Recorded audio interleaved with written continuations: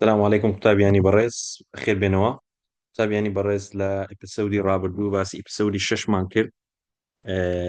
وردەکاریەکانمان باس کرد باسی the stockade the first day of the stockade واروها سیلڤرز visit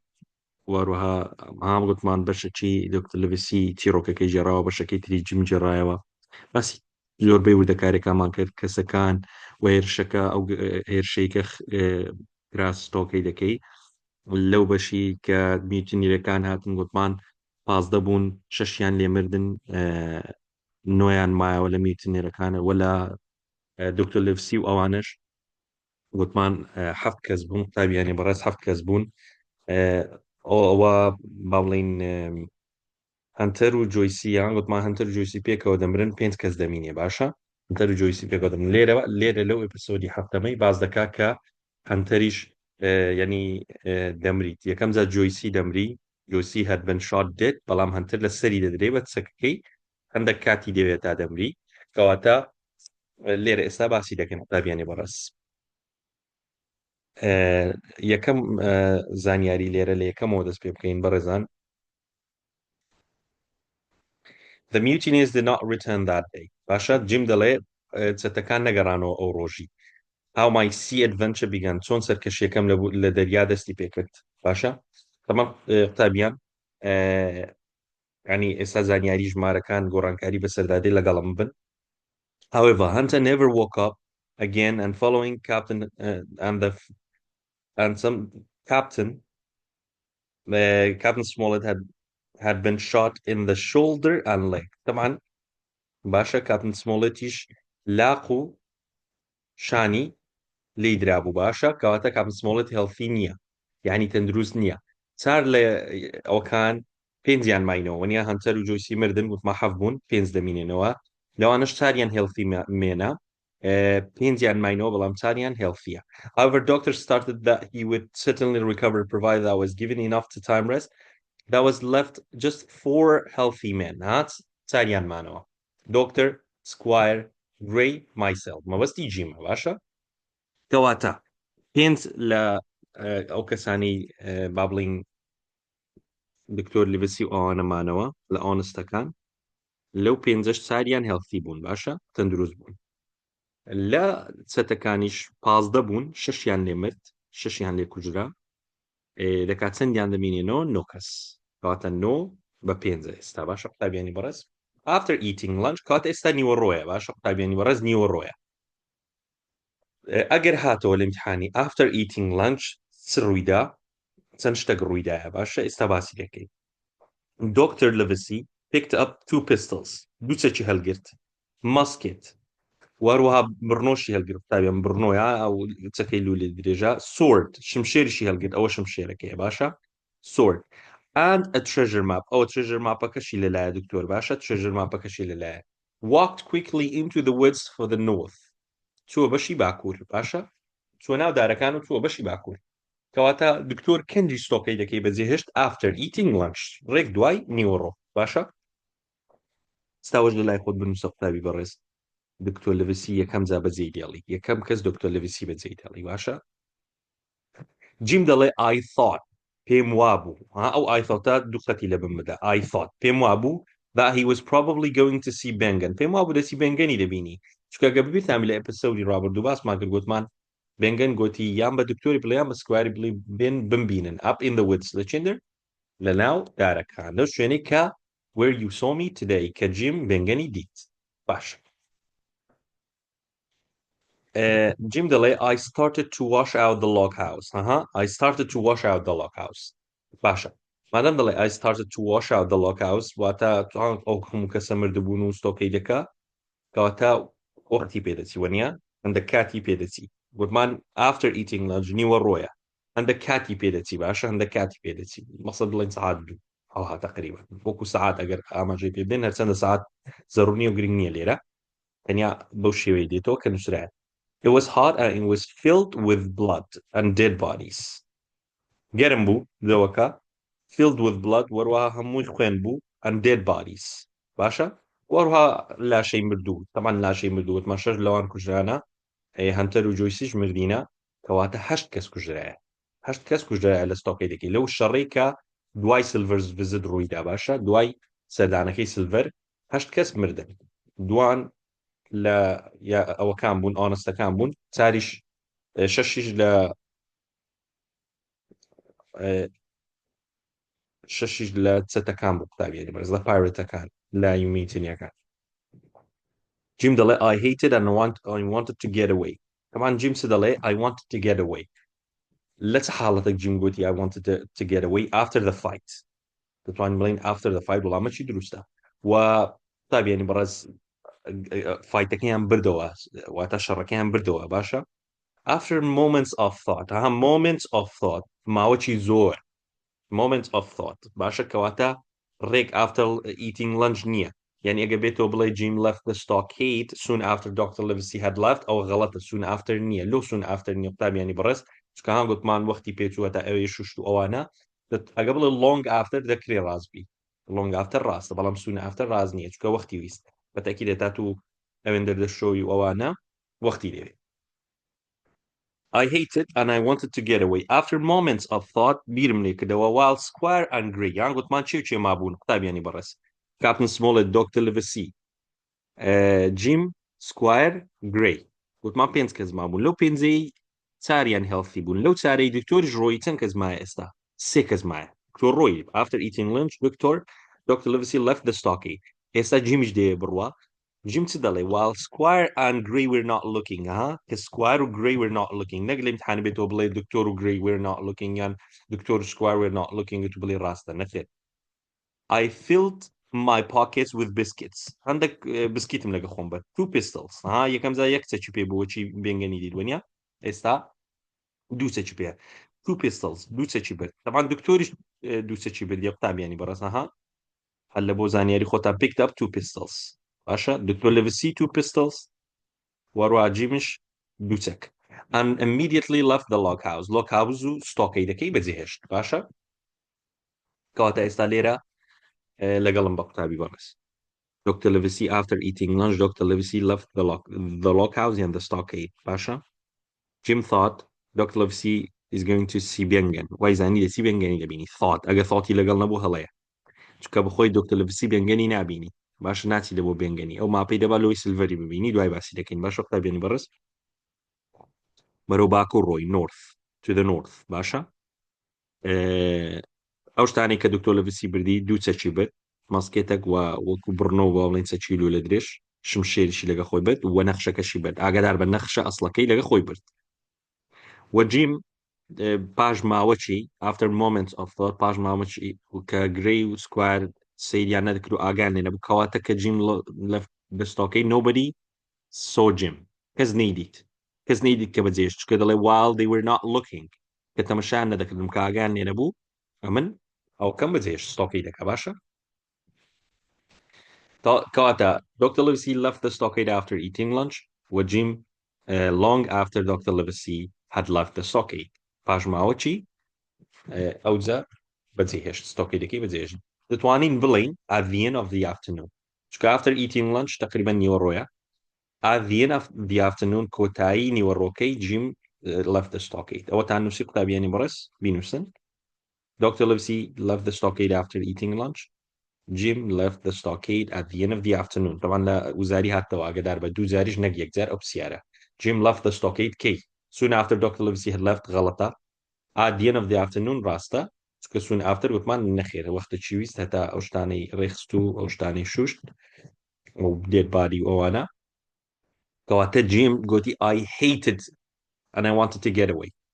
لەبەر dead body و لەبەر هەموو شتەکان دەیویست بڕوا باشە I hated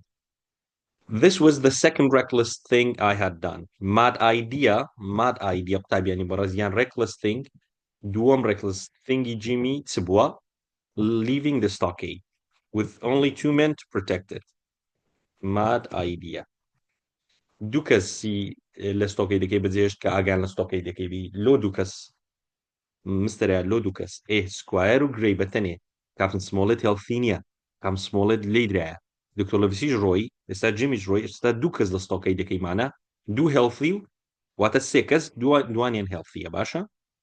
ئەوە second mad idea جیمیە first mad idea جیمی کەی بوو بزانم چێ دەزانی پێمان بڵێ ئەها when Jim dropped down to the nearest boat ئەها لەگەڵ سلڤەر و ئەوانە ڕۆیی خەریک بوو بمری تۆم و ئالان کوژران ئەگەرویشیان بگتیادایان کوردیان دەبا ببایە چەتا کەواتە مەترسیدار بوو بەڵام دوایی بێنگەنی بینی ئەنی ینی باوەڕکە قوتابیانی بەڕێز ئەوە نامەکی زۆر جوانی تێدایە پەیامەکی زۆر جوانی تێدایە لە بۆنگۆ وەکو پۆلی 12 یعنی ڕاستە تو زۆر جار تووشی ناڕەحەتی دەبی لە کاتی مڕاجعەکردنەوە و ئەنی کاتەکە قورسە و ماندی دەبی و هیلاک دەبی و ئەوانە بەڵام لە کۆتایی یعنی ڕاستە تو هەندێک مەترسی هەیە دەیگریە بەروەکو جیمی ها جیم چووە ئۆکەی بەڵام لاخیری لە مەسلحەتی جیمی شکاوە دڵنیا بن قوتابیانی بەڕێز بێنگەنێک هەردێت ئەو کەسەی کە ترێژەرەکەی دیتەوە بێنگەنە بێنگەنیش دەبا مڕون بە لەوێ بما باوە بۆ ماوەی 3 ساڵ هەر قسەی لەگە کەس نەکرد ئەنگۆ ماوەی چ ڕۆژە قوتابیانی بەڕێز مەوەستم ئەوە نییە ینی ئەنگۆ ژیان نەخۆتان حرامکەن و ئەوانە نەخێت مەبەستم ئەوەیە ینی لە هەوڵ و کۆش و بەردەوام بن ئینشاءڵڵا خی گەور لە بۆتان ئاسان بکە ئەوانە نمونەی زۆر جوانن لەوەی ئەنگۆ سارد نەبنەوەی ئینشاءڵڵا و خی گەورە نمرەی دڵخواستان بە قسمت بکە ئینشاءڵڵا کاتەوە the second reckless thing قوتابیان this time I had left only 2 men to protect the stockade کاتە دوو کەسی بەجێشدا نەمانگۆ دوو کەس قوتابیان ئەڵێ this time I had left only 2 men to protect the stockade only 2 men to protect the stockade but like the first act وەکو جاری یەکەم ئەوە reckless thingە mad thingە بە خۆشتەکی باش نییە کاری شێتانەیە باشە بەڵام it would help to save us a lot ڕاستە شێتانەیە و بەزێشتنی دوو کەس لە بۆ ستۆکەی دەکەی و سەلامەت نی و ئەوانە بەڵام جیم دوایی بووە مای خێر لە بۆیان ئەو کوڵی عاقیبەت خێر بوو خێری داوە لە بۆیان هەتا جاریەکەمیش کە drop down to the nearest boat ئەوەش خێری داوە لە بۆیان لە مرۆی بێنگەنی بینی باشە هەنیکەواتە هەردوو جار لە مەسلحەتی دکتۆر لەویسیوان بوو ڕاستە he had done reckless thing بەڵام باش بوو لە مەسلحەتی وان بوو help them to save their lives I had decided to go down to the White Rock گوتی من بڕیامدا بچمە لای بەردەسپیەکەی and find Ben Gunn's boat کەواتە ئەگە لە وزاری هاتەوە قوتابیانی بەڕێز Jim left the stockade so as to لۆی چ بکە to find Ben Gunn's boat لۆی بەلەمی بێنگەنی ببینتەوە باشە بەڕێزە بەس تەنیا وەڵامە ڕاستە نەخێر ئێستا باسی دەکەین It was beginning to get dark now. قوتابیانی بەڕێز ئێستا خەریکە تاریک دەبی گوتمان Jim left the stockade at the end of the afternoon وەکو بڵێ دەوروبەری عەسر باشە لە کۆتایی نیوەڕۆیەکە باش دەوروبەری عەسر و ئەوانە ئێستا it was beginning to get dark تقریبا دەبووە evening دەبووە شەو ئەوەی پێنجەم ئەو پێنجەمە بە کورتی لە بۆتان بڵم دەڵێ it was beginning to get dark بەرەو تاریکی دەڕۆی as I walked among the trees I saw a boat یەکەم جا بەلەمە چی دیت بەڵام ئەو بەلەمە نەبوو کە بەلەمی بێنگەنی نەبوو I saw a boat بەلەمەکەم دیت with silver and some other men aboard silver و هەندێک لە پیاوەکان لەگەڵی بوون بەس دیار نییە ژمارەیان چەندە طبعاً ئێستا ژمارەکان تێکەڵ بووە قوتابیان دیار نییە باشە تەنیا ئەمە ئەوەندەی دەزانین دوو کەس لە ستۆکەی دەکەی مایتەوە لەگەڵ کاپتن سمۆڵەتی دەبتە سێ کەس گرێی و سکوار و کاپتن سمۆڵەت rowing from Hispaniola to the beach لە هیسپانیۆلای دەچوونە شۆرەکەی باشە یعنی کاتە ئێستا ئەو هیسپانیۆلایە سلڤەری تێدا نییە لۆنگ جۆن سلڤەری تێدا نییە کاپتنی تێدا نییە I went on to find the White Rock as the light died کاتە as the light died واتە بەرەو زۆر تاریکی دەڕۆی زۆر تاریک یعنی بڵێن شەو it was almost totally dark تقریبا was almost totally dark by the time I found Ben Gunn's boat یەکسەر I found the little boat مەبستی Ben Gunn's boat کەواتە قوتابیانی بەڕێز لێرە ئەو چەند شتە ئەگەنە نووسیە بنووسە یەکە after eating lunch Dr. Livesey left the stockade at the end of the afternoon Jim left the stockade Jim found a boat it was about to get dark Jim found a boat but this boat was silver and some other men when it was totally dark يعني as the light died هردوك الراستا as the light died and totally dark Jim found Ben Gunn's boat باشا قتابي يعني برس Jim found Ben Gunn's boat أو Ben Gunn's boat بەلەمی بێمگەنی خۆ ئەوە نییە بەلەمەچی گەورە و ئەوە بی و زەخم بی و زۆ بە جوانی دروستکرابی و باشە شتێکی ئاساییە پێک دایە لەوەی بەس ئاونێتە ناو بەلەمەکەی و یعنی بەکاری بینی بێنگەن لە بۆ خۆی باشە شتێکی دەستکردە ئاسایی. Number 6 شەشەم یافتم it was very small even for me دەڵێ بێنگەنز بوت هەندێک بچووک بوو تەنانە لە بۆ منیش ناک لە بۆ بێنگەنی لە بۆ من لە بۆ جیمی جیم گچکێ it was made from frame of rough pieces of wood covered in goat skins ئەوە وەصفی بەلەمەکەی بێنگەنیە لە چ دروستکرا بوو لە دار و پارچە دار وهروە covered in goat skins وهروە پێستی بزن گوتمان جیم ئەوە بێنگەن گوتی I have lived on goats fish and berries لە ئەوانە لەسەر ئەوانە ژیامە کاتە goat skin یعنی کەواتە سوودی لە سکینەکەی وەرگرتیە لە پێستی بزنەکەی و کردیتە بەلەم باشە there was also a paddle پادڵە چی لێ بوو ئەوە ئەو ئەیە دەنجی ئەی کورد دروست دەکات قوتابیانی بەرز there was also a paddle یعنی سەوڵ ئەوە سەوڵەکەیە باشە there was also a paddle now that I had found the boat I had another idea کە بەلەمەکەم دیتەوە سکرشکەم لۆ هات قوتابیانی بەڕێز لێرە بەس هەندێک لەگەڵم بن زۆر میمەها وربنەوە I could see the boat to go secretly out to the Hispaniola in the dark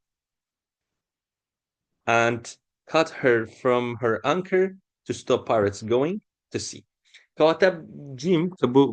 بەلەمەکەی بێنگەنی دیتەوە وەزانیشی سلڤەر و جەماعەتەکەی ڕۆیشتینەوە بجیان هەشتی ئیسپانیۆلا فکرێکی لۆ هات فکرەکەش چ بوو گۆتی دەچم ئەنکەرەکەی دەپسڕێنم ئەنکەرەکەی دەپسڕێنم to stop pirates going to sea لۆی سلڤەر و جەماعەتەکەی نێنەوە ناو دەریا باشە stop pirates going to sea کەواتە ئەگەر ئیمتحانی هاتەوە جیم left the stockade so as to لۆی چ بکە ئەگە بڵێ to find Bengen's boat ڕاستە ئەگە بڵێ to cut Hispaniola free from her anchor ئەوەش هەر ڕاستە باشە دەکەوتەوە سەر سیارەکەی قوتابیانی بەڕست چکە بەخۆی چ بوو یەکەم جا بڕیاریدا ستۆکەیدەکەی بەجێ بدەی ئەوجە بێنگەنز بۆتی ببینیتەوە لە دوایەوەی بێنگەنز بۆتی دیتەوە تەمەشای کرد سلڤەر و جەماعەتەکەی بەجێی دێڵن بیری لەوەی کردەوە بستە ناو هیسپانۆلای و ئەنکەرەکەی ببڕی ئەنکەر چییە قوتابیانی بەڕست ئەو ینی ئەو بەردە پارچە گەورە نازانم چی پێ دەڵێن شتێکی گەورەیە کە دەخەنە ناو دەریای لۆی کەشتێکە ڕابوەستی باشە دەخەنە ناو دەریای لۆی کەشتێکە ڕابوەستی ئەگەر ئەو ئەنکەرە بپسڕێ باشە کەشتێکە دەڕوا ئەجە لەگەڵ بایبی لەگەڵ شەپۆلی دەریایبی دەڕوا و دەست بە جوولەی دەکا باشە کەواتە جیم لۆچێ جیم کات دێ ئەنکەر from Hispaniola هۆکارەکەی چ بوو ئەوە زۆر هاتوتۆ لە وزاری قوتابیان to stop pirates going to sea لەوەی وا لە چەتەکامکان نێنەوە ناو دەریا کامە لەو چەتانە ئەو چەتانەی ئاگوتمان بەلەمە چیدیت و لەگەڵ سلڤەری بوو سلڤەر ڕۆیشتن بەرەو کەنارەکەی تازە باسمان کرد گوتمان کەدیتی stop pirates going to sea باش لێرە هەفتەمیان by now it was very dark ئێستا زۆر تاریکە I could see the pirates campfire پایرەتەکانم دەدیت campfire مەبەستی چی قوتابیانی بەڕێز وەکو بڵێ ئاگریان کردبەوە باشە along the beach just one light out in the water دڵێتەنیە ئەو لایتەوەی لێکردم which showed me ئەو لایتە یاک ئەو campfire کە ئەویان کردبوو یارمەتی جیمدا لۆی بزانی هیسپانیۆلا لە چێ which showed me where Hispaniola lay باشە هاوە جیمە لە ناو بۆتەکەی دەڵێ I carried the little down the water with some difficulty climbing in دەڵێ منش بە بۆتەکەی وردە چوومە ناو ئۆکەی و هەندێک بە زەحمەتیەوە چوومە ناو بەلەمەکەی و ڕۆیشتم بەڕێکەتم بەڵێمی ئەوەی بێنگەنی باشە قوتابیانی بەڕێز هەشتم The tide had changed مەبەستی شەپۆلی ئاوی گۆڕا یعنی شەپۆلەکە بێز بوو was going out it was hard to get the little boat and move to the right direction یعنی شەپۆلەکان گۆڕا بوون و بەهێز بوون زۆر زەحمەت بوو لە بۆی ئەتوو بە ئاراستەی باش بەڕێکەوی یعنی ئاراستەی ڕێک لەبەرەوەی شەپۆلەکە بەهێز بوو نەدەتوانی بە ئارەژی خۆت بەلەمەکەش باش نییە گوتمان بەلەمەکەش باش نییە بەلەمەکی گچکە هیچ ناکرێ بەڵام دەڵێ I managed at last to get near the ship الحەمدوللا نزیکی کەشتی ئیسپانیۆلای بیمەوە when I found the anchor ropeەکەم دیتەوە واتە حەبلی ئەنکەرەکەم دیتەوە لەنگەرەکەی دەتوانین بڵێن لەنگەر واتە حەبلی لەنگەری کەشتیەکەم دیتەوە I took out my knob and started to cut چەقۆیەکەم دەرهینا و started to cut دەستم کرد بە بڕین بە بڕینی ئەوکەی قوتابیانی بەڕست باشە بە بڕینی ئەنکەرەکەی بە بڕینی لەنگەرەکەی باش نۆیەمیان قوتابیان as I was cutting کە جیم ئەنکەرەکەی دەبڕیەوە هاتەوە لەو زاری he could see two men arguing he could hear ببورە hear گوێی لێبوو دوو کەس مناقەشەی دەکەن fighting شەڕی دەکەن in the ship above him above me مەبەستی جیمە it was clear that they had drunk a lot of rum دیار بوو زۆریان خواردەوە ئەها لە کاتی قسەکردن و ئەوانە دیار بوو زۆریان خواردەوە جیم دەڵێ and I knew one of the voices جیم دەڵێ یەک لە دەنگەکانم دەناسیەوە it was the voice of Israel Hands دەنجی ئیزرائیل هاندی بوو دەنجی ئیزرائیل هاندی بوو باشە کەواتە ئیزرائیل هاند و یەکێک لە ئەوەکان میلیتنیەرەکان لەسەر کەشتیەکەی شەڕیان دەکرد جیم هەستی کرد زۆریان خواردیتەوە و مناقەشیان دەکرد دێم on finally cutting through the rope the ship suddenly started to turn and move with the tide along the narrow passage of water دەڵێ دوایەوەی کە دەستم بە بڕینەکەی کرد ینی بڕیم یعنی با بڵین کەشتیەکە وردە وردە دەستی بە جوڵە کرد و لە بۆ چەپ و ڕاست دەڕۆیی along the tide narrow passage of water باش هەن narrow passage of water قوتابیانی بەڕێزەگە ببیرتان باسماکە لە ئەپیسۆد ڕابردوو گوتمان ئیسپانیۆڵان لە چین dropped anchor the narrow passage of water لە شوێنێکی تەسک باشە تەسکی ینی ڕێڕەوەکی تەسک باشە it moved quickly and my boat moved along with it زۆر بە خێرایی جوولە ئیسپانیۆڵا طبعاً ئەو کەشتی گەورەیە زۆر بە خێرایی جوولە وەروها بەلەمی منیش لەگەڵی جوولە at one point I saw that I was close to the waves and the beach where they were breaking تقريبا ئەها منیش نزیک بوومەوە لە کەنارە ئەوکێ و یاخود با بڵین نەک نزیک بوومەوە لە شەپۆلەکە بەلەمی بێنگەنی دەهینا و دەبرد باشە کە شەپۆلەکەی بەهێز بووە گان گوتی the tide had changed واتە شەپۆلەکە گۆڕابوو the campfire was closer now و نزیک بوو کامفایرەکە لە من ینی پایرەتەکان لە من نزیک بوون ئەو کامفایری کە پایرەتەکان نایەن نابەوە with the pirates around it پایرەتەکانیش لێوێن دەربوون I heard words from song ئەو گۆرانیم جێ لێبوو I had heard from many times before ئەو گۆرانیم پێشتر جێ بوو but one man of her grew alive put to sea 75 ئەو گۆرانی ئەوەیە Captain Billy قوتابیانی بەڕێز 15 men on the dead man's chest yo ho ho and a bottle of rum جیم دەڵێ گۆرانیەکیان دەگوت چەتەکان ئەو گۆرانیم پێشتر جێ لێ بوو باشە قوتابیانی بەڕێز پێشتر جێم لێ بوو It was that I lay down in the bottom of that very small little boat دەڵێ پاڵم داوە لەنا ئەو small boatەی ئەو بەلەمە گچکەی and I believed I was going to be thrown out to sea و بڕوام وابوو کە من فرێدە دێمە ناو دەریا لەبەرەوەی بەلەمەکە گچکەیە شەپۆلیش بەهێزە دەکرا ئەو شەپۆلانە فڕێ بدەنە ناو دەریای and to sea to die I must have stayed for hours يعني تقريبا چەند سەعاتێک ئەوها مامەوە لەناو بەلەمەکەی being thrown about waves expecting to die at any moment چاوەڕێم دەکرد بمرم لە هەر ساتێک ها گوتی لەبەر هەندێک ڕێکلەستین چاوەڕێم دەکرد بمرم لە هەر ساتێک